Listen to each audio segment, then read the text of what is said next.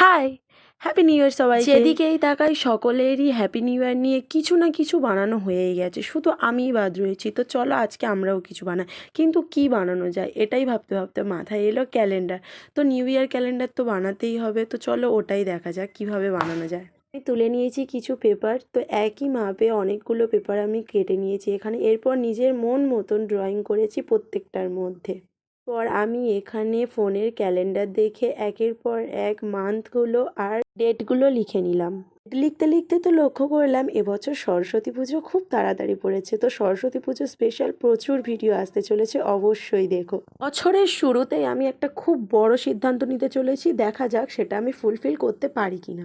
সেটা শুরু তো করবো আর শেষও করবো, আর তোমাদের সাথে অবশ্যই শেয়ার করবো। এদিকে দেখো আমি ডেটসগুলো তো লিখে নিয়েছি আর উইকসগুলোও হাইলাইট করে দিয়েছি। আমার কাছে এই বক্সটা অনেক দিন দিয়েই পড়েছিল, তো ওটাকে আমি ক্যালেন্ডারের স্ট্যান্ড হিসাবে ইউজ করে নিলাম।